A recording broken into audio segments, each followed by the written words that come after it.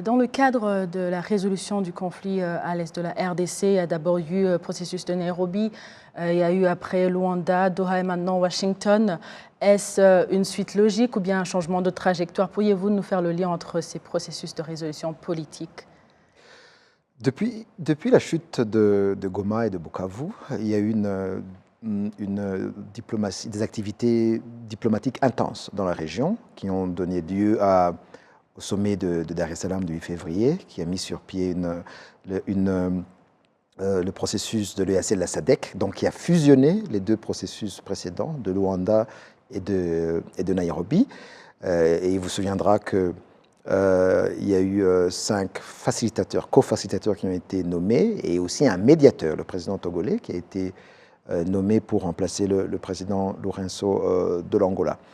Et parallèlement à ce processus africain de l'EAC et de la SADC, il y a bien sûr les pourparlers de Doha, qui ont commencé le 18 mars avec la réunion au sommet entre le président Tshisekedi et le président Kagame, en compagnie de l'émir du Qatar. Et puis, après ce sommet, il y a eu des réunions sur 2 volets. Il y a eu des réunions entre des représentants du gouvernement rwandais et du gouvernement congolais, et puis un deuxième volet entre l'AFC M23 et le gouvernement congolais.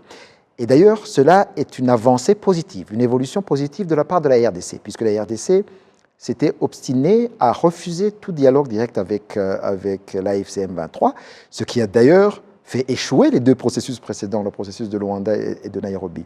Et donc, il y a ces pourparlers de Doha, il y a aussi le processus, on appelait le processus de Washington. On a signé le 25 avril une déclaration de principe pour arriver à un accord de paix entre la RDC et le Rwanda.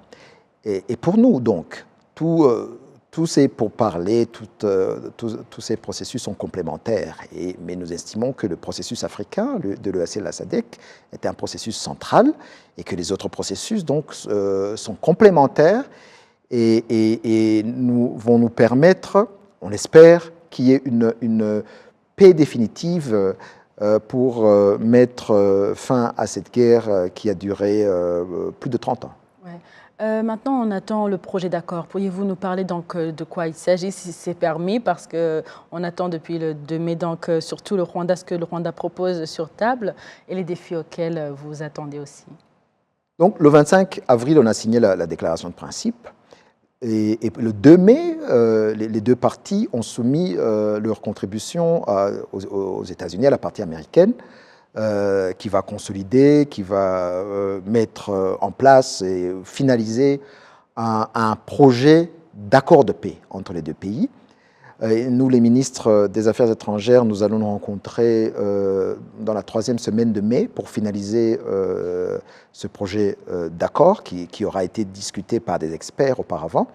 Et puis, on espère qu'à la mi-juin, il y aura une signature de cet accord de paix à la Maison-Blanche, donc avec le président américain Donald Trump, les 2 présidents concernés, mais également les présidents des pays ou des communautés qui ont joué un rôle dans la médiation. Le chef d'État, puisqu'il y a l'émir du Qatar, il y a le président togolais, bien sûr, qui est le médiateur africain, et aussi le président kenyan qui représente l'EAC, et le président zimbabwéen qui représente la SADC.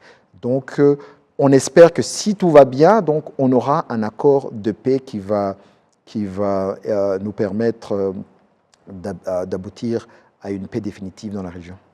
Merci. Y aurait-il des défis auxquels vous êtes prêts? Parce que chaque fois qu'on signe, il y a quand même quelque chose, ou bien on dit les lignes qu'on ne peut pas dépasser. Est-ce qu'il y a des défis auxquels vous attendez? Bien sûr, puisque des accords, on en a signé beaucoup.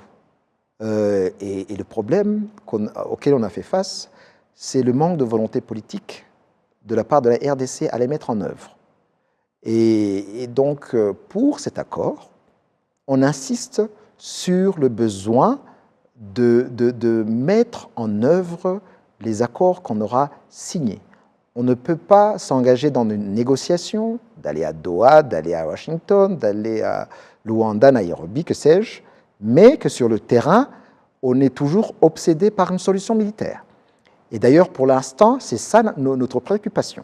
Et donc, nous avons des informations selon lesquelles le gouvernement congolais est toujours obsédé par cette solution militaire qui n'a jamais porté ses fruits.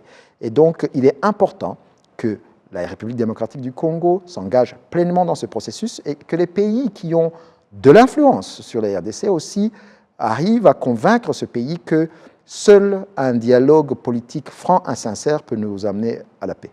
Merci beaucoup, Monsieur le Ministre. C'est moi qui vous remercie.